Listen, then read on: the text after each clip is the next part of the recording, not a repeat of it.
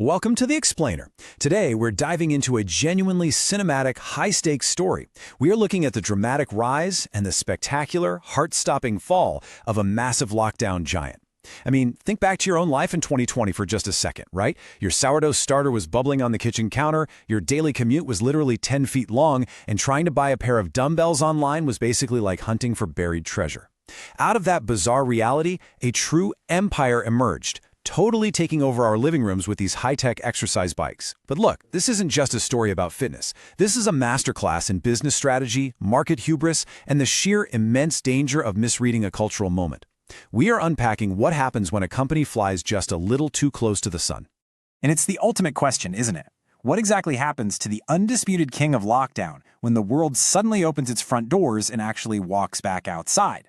For a brief, shining moment, this company was just on top of the world. They were dominating global supply chains, becoming this absolute staple of pandemic sanity, and their valuations skyrocketed into the tens of billions of dollars. Tens of billions!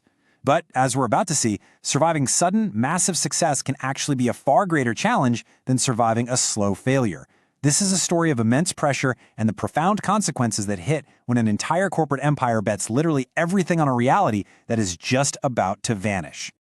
Okay, let's dive into this. Part 1. The Perfect Storm, 2020's Lockdown Illusion.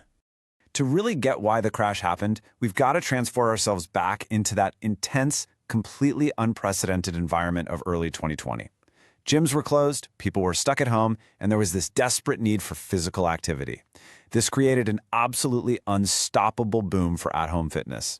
But it also laid a hidden, deeply dangerous psychological trap for the executives in charge. If you look right here, it basically boils down to a fatal confusion between two things: artificial demand and a permanent shift in consumer behavior. Artificial demand is what happens when people literally aren't allowed to leave their houses. It's a temporary spike driven entirely by external lockdowns. Wait times for bikes were stretching into months. Desperate buyers were paying massive premiums on the secondary market. Now, a permanent shift, on the other hand, is a fundamental, lasting change in how human beings want to live their lives forever. And the profound strategic misstep here? Leadership actually convinced themselves that the temporary lockdown spike was a permanent new world order. They really assumed we were never going back to the gym. And when a multi-billion-dollar company builds its entire strategy on a temporary illusion, well, the foundation is primed to collapse. Which brings us to Part 2, the fatal scaling trap, doubling down on hardware. So, once a leadership team believes that a temporary spike is actually a permanent reality, they start making some very aggressive, very expensive decisions. Let's walk through this timeline together. In early 2020, the boom hits. Bikes are flying out the door way faster than the factories can even produce them. Customers are getting frustrated by the shipping delays. So, reacting to all that intense pressure, the company enters the fatal scaling trap. By late 2020, they commit to doubling their manufacturing capacity.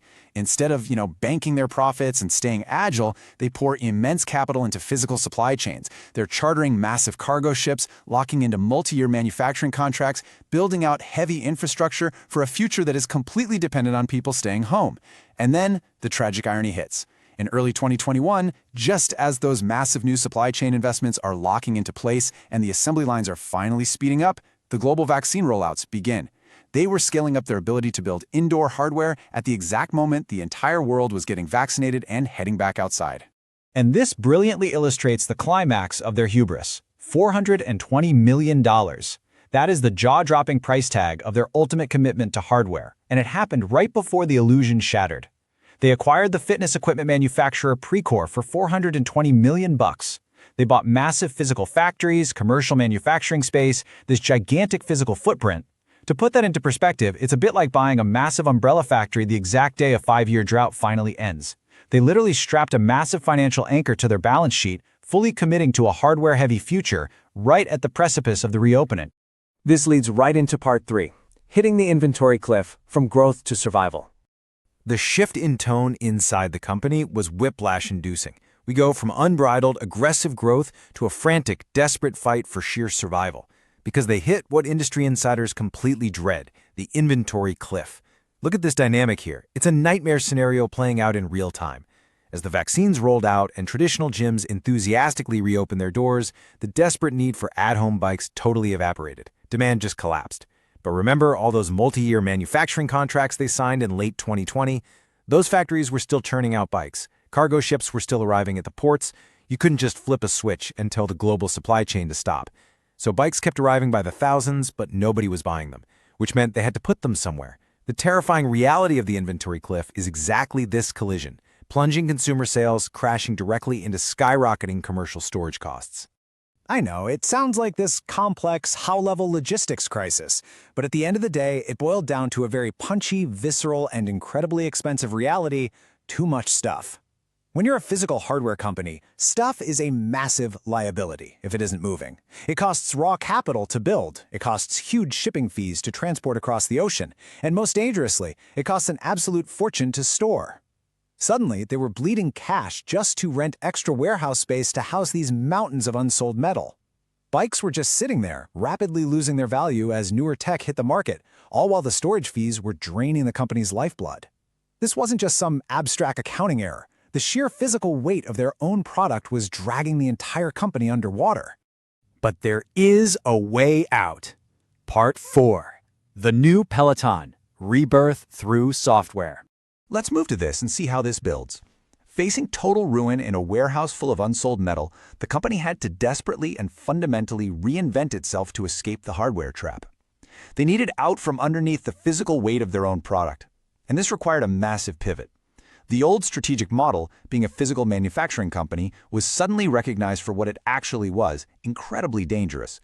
High overhead, extreme supply chain vulnerability, and those terrifying inventory cliffs.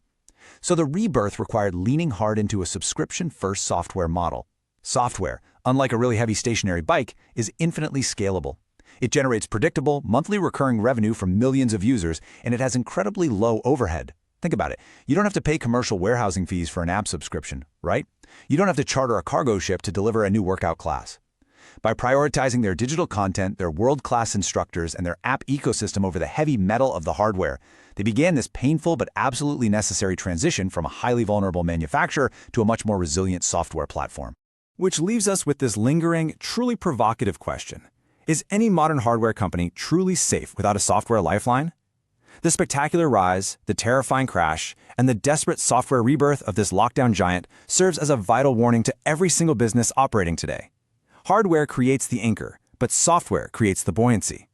So the next time you buy a piece of smart tech for your home, take a moment to ask yourself what you're really paying for: the metal on the outside or the code on the inside.